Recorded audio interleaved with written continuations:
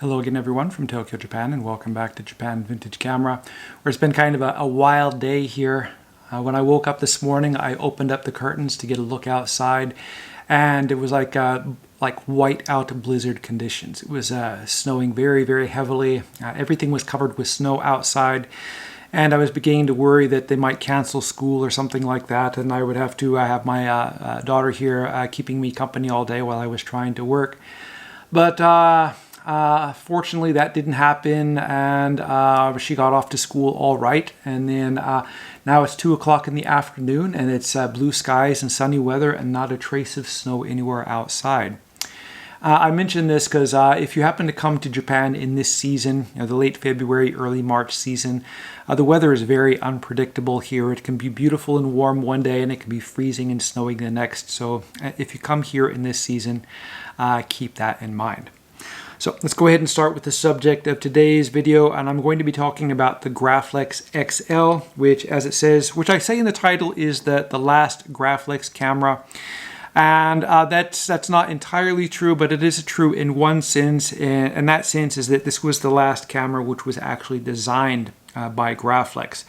The Graflex name continued to be used for a few years after this camera was manufactured and sold, but it was applied to cameras which were designed and manufactured by other people, like Norita and Toyo, which were Japanese companies. So the Graflex company has a really interesting history. It was founded in the 19th century, and it was originally a maker of gas lamps. And in those days, cities and homes and other places were illuminated by gas, and there was this really huge gas infrastructure, and people had to go around and light and turn off the gas lamps at certain periods of the evening and morning. And Graflex, of course, manufactured lamps for businesses and governments and private individuals and whatnot. But the invention of electricity and the light bulb pretty much meant the end of gas lights around the world. And Graflex, rather than just, file for bankruptcy and give up, decided to go into other forms of business to try to make money. And they did a few different things, and their most successful ventures after the gas lamp manufacture was bicycles and cameras. And eventually, of these two industries, the photographic industry, the camera industry, or I guess their camera division, did the best. And so they shut down their production of bicycles and concentrated solely on cameras. And their cameras were well enough designed and made that they were eventually acquired, or that arm of the company, Graflex, was acquired by the Eastman Kodak Company, who ran the company for a number of years until they were forced to sell it off due to, the antitrust laws of those days, which didn't allow American companies to control too much of any particular market. Kind of interesting back then when, in the early, 20th century, when we had 50 or 60 automakers, a couple of hundred bicycle makers, and thousands of banks. Maybe that's why there were so many different of these companies in those days. I don't think the laws have gotten any more relaxed today, but for some reason, from the hundreds of makers of different things we had, then we have like a handful today. But whatever is the case, Graflex was a very popular camera among professionals and amateurs for generations. The first camera they marketed was released in 1898 or 1899, and it was a large format single lens reflex camera which used glass plates or sheet film holders. And this camera was, upgraded and improved over the years, and then eventually was, evolved into the more conventional large-style format camera with a ground glass on the back and using similar sheet film holders. The only thing which Graflex did, which made their cameras very unique among manufacturers, was the invention of a focal plane shutter in the rear of the camera, which allowed you to use pretty much any kind of lens you wanted to put on the camera, and allowed you to use the conventional focusing screen and film backs. But it allowed you to use it allowed a lot of options. And what this did is it used a pair of shutter curtains like an SLR camera, and the slit on the curtains would vary in width depending on the shutter speed you were trying to get, and also it allowed an amount of aperture control. It was an incredibly ingenious system, and it's hard to believe that a company which started in another industry became so successful and so good at engineering cameras. So the large format cameras which Graflex produced were produced all the way up into the early 1960s. And by the 1950s, a 35mm film had increased in quality enough that it began to be the main medium for press photographers and taking over the amateur photography market. And Graflex, for whatever reason, never decided to design its own 35mm camera. Instead, they designed, this being their last camera, designed in 1965, was a typical medium format camera which could shoot 120 roll film or medium format, sheet film, which was held in sheet film holders, which would go in the sheet film back, or you could use the roll film back like this one here. Now, the great features about this camera is the number one feature is the lenses which were made available for this camera, which were produced by Carl Zeiss and Schneider. And they were really superb lenses. The Xenotar or planar lenses, they were about as good as you can get. And this was a simple, basic, no-nonsense lens mount system which simply allowed the lens to transmit a very high-quality image onto the film, and in a variety of different formats. You could use the medium format sheet film, you could use 6x6 through 6x7 formats on roll film, and there were 3 different variations available. There was this one here, which was the rangefinder version, which was perfectly useful for the normal lenses. And you could use what was called the sports version with a pop-up a finder similar to like what they have on the old machine guns on World War II airplanes, which allowed you to quickly compose and aim your camera at moving objects. And last, there was a wide angle version, which was fitted with the 47mm Schneider Angulon lens, which was the widest lens which you could get in this particular camera. The camera has a very modular design which allows you to quickly remove and add accessories. This one is fitted with a trigger release system with a release button here on the top. It's also fitted with a flash holder, and it uses a similar kind of flash gun which was used by the earlier Graflex cameras, the lightsaber type. The lens system is quite simple. It's focused by using this external focusing ring, and you simply line up the split image in the rangefinder, and there's parallax correction in the viewfinder, which allows you to compose very quickly and easily. Now, there are different bright line frame lines built into the rangefinder. The largest ones for the 80mm lens, the outer ones. Then there are inner ones for the 100mm lens.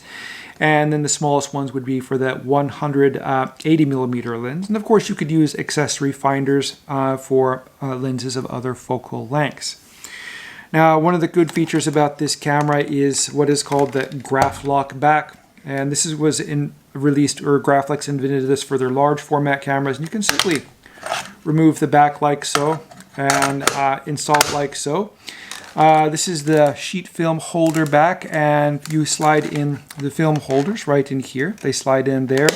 And when you take a photograph, you pull out the dark slide on the holders. You take your photograph, put the slide in, pull out the holder, turn it around, put it back in, and that's you can use for your second exposure. And for precise focusing, there's a pop-open focusing hood with a focusing screen on the inside. And not only is this wonderful for taking a very precise photographs and allow you to preview your depth of field and see it exactly as it will appear on film, it also makes adjustments to the rangefinder and stuff like that very easy. Now, a good thing about this camera, as I said, is it can shoot a lot of different formats, and it's very simple to add the roll film back like so.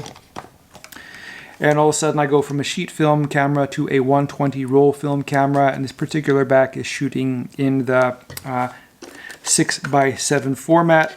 You have a very convenient film winding system here and the film counter on the top, and this allows it to work just like a Mamiya RB67. Maybe not as easy to use as something like a Hasselblad or whatever.